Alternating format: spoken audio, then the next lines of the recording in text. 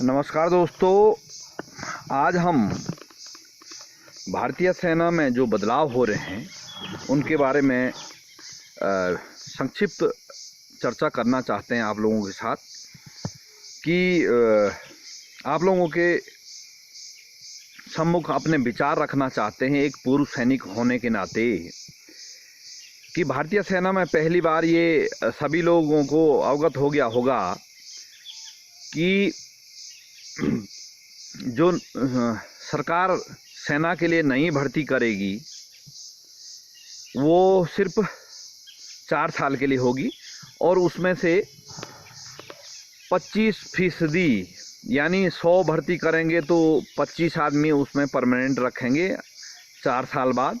1000 भर्ती करेंगे तो जो है 250 लोगों को जो है सेना में परमानेंट रखा जाएगा। और जो ये स्कीम है, इस स्कीम को सरकार ने अग्निपथ का नाम दिया है और जो ये सैनिक भर्ती होंगे भारतीय सेना में उनको अग्निवीर कहा जाएगा। तो दोस्तों, सबसे पहले मैं एक पूर्व सैनिक होने के नाते अपने विचार व्यक्त करना चाहता हूँ कि जो हमको 16-17 साल का अनुभव रहा सेना का, तो सबसे पहले इसमें हम आप लोगों को अपनी विचारधारा के अनुसार इसके गुण बताएंगे कि दोस्तों इसमें गुण इस प्रकार से हैं कि भारतीय सेना को नए नए जवान यंग ब्लड जो है मिलेंगे। जैसे 21 साल में भर्ती होगी तो 21 से 4 साल 25-26 साल तक जो है नए यंग ब्लड मिलेगा। दूसरी बात, थोड़ा बेरोजगारी कम हो जाएगी। तीसरी बात, सरकार का जो बजट है वो सेना के लिए कम लगेगा। मुझे अपनी विचारधारा के अनुसार केवल 3 ही गुण लगते हैं, वो भी कोई बहुत बड़े गुण नहीं है, लेकिन दोष मुझे इस स्कीम से ज़्यादा लग रहे हैं एक पूर्व सैनिक होने के नाते। और जो मेरा 17 साल का अनुभव रहा उसके नाते मुझे दोष इसमें ज़्यादा लग रहे हैं कि जो इसमें संशोधन किया गया। क्योंकि सबसे बड़ा दोष तो ये है मित्रों कि जो केवल 4 साल की नौकरी सेना के लिए करेगा तो सबसे पहले तो एक देशभक्ति की उतनी भावना नहीं रहेगी जितना एक सैनिक के अंदर होती है। जो रेगुलर सैनिक हैं जो वर्तमान में हैं, वो वाली भावनाएं नहीं रहेगी। दूसरी कि हर सैनिक ये कहेगा यार मैंने जो है 4 साल निकालना। 4 साल में आप जानते ही हैं कि 4 साल के टर्न ओवर में समयावधि में 6 महीने की जो है इनकी लगभग प्रशिक्षण दिया जाएगा 6 महीने का। तो आप लगा लीजिए 3 साल 6 महीने।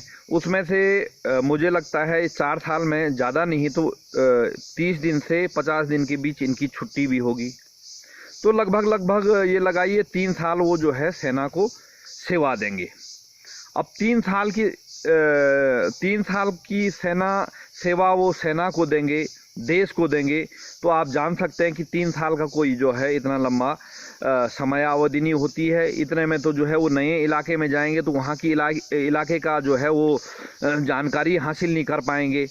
अभी कहीं जम्मू कश्मीर इलाके में जाना है या अरुणाचल इलाके में जाना है या आपके जोशीमठ इलाके में जाना है जो चीन का बॉर्डर है या पाकिस्तान का बॉर्डर है, तो वो 3 साल तो रहेंगे नहीं वहाँ पे, कुछ 1 साल ऐसे कुछ स्कीमें होगी।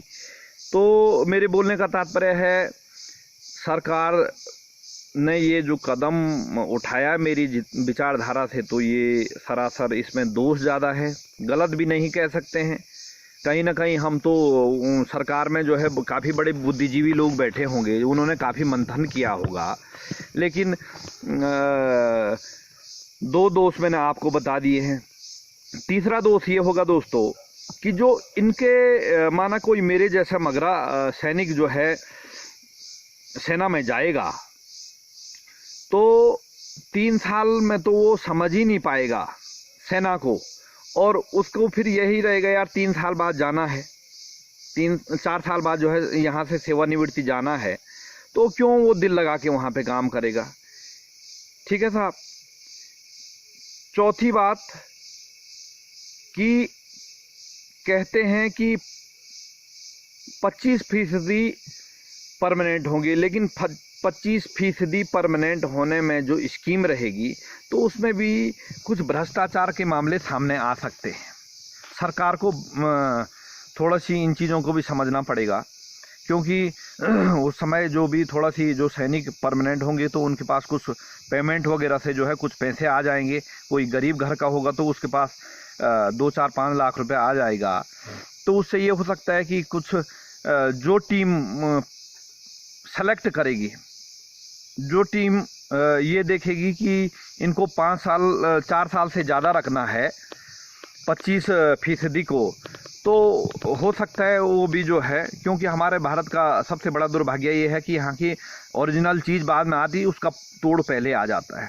तो हो सकता है कि ये संभावनाएं भी आ जाएं भ्रष्टाचार का, कोई ले दे के जो है परमानेंट हो जाए। और होता ही ये है दोस्तों, हमने देखा है, लेकिन हम उसको जो है कैमरे के सामने बोलना उचित भी नहीं समझते हैं कि योग्य व्यक्ति घर आ जाता है और अयोग्य प्रमोशन पा जाता है। हमने कई देखा है, और सब लोग जो सेना में होंगे वो भली भांति जानते हैं।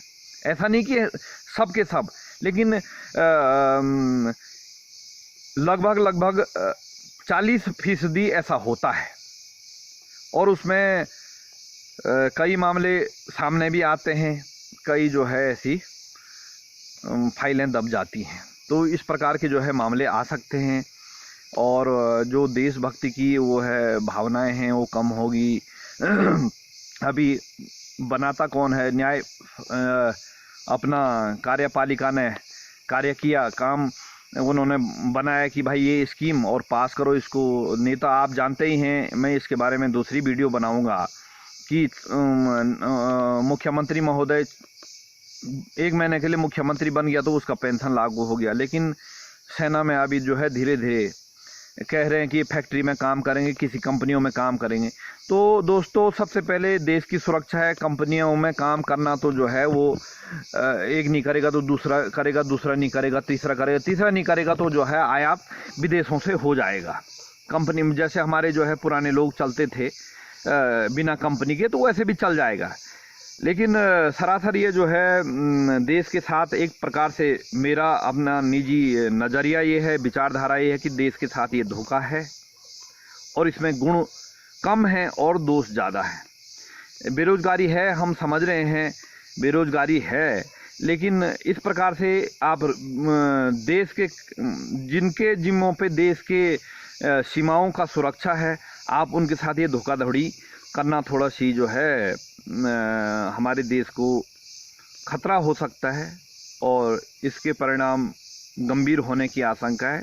दोष कई हैं दोस्तों, लेकिन संक्षेप में यही दोष मुझे लगे, और मैंने आपके सामने अपने विचार रखे। आप भी, आपके दिलो दिमाग में भी कोई विचार आते हैं तो आप अवश्य टिप्पणी करें, क्योंकि हो सकता है, मैं ये नहीं कहता हूँ कि मेरी विचारधारा अच्छी हो भाई, मेरे से अच्छी विचारधारा हमारे दर्शकों की है, वो अपनी विचारधारा रखें, और ये कितना सही है कितना गलत है, क्योंकि फिर जो है वो सैनिक आएगा 8-10 लाख 10-12 लाख रुपए कह रहे हैं उसको मिलेगा, तो 10-12 लाख में उसका गुजरा नहीं हो पाएगा।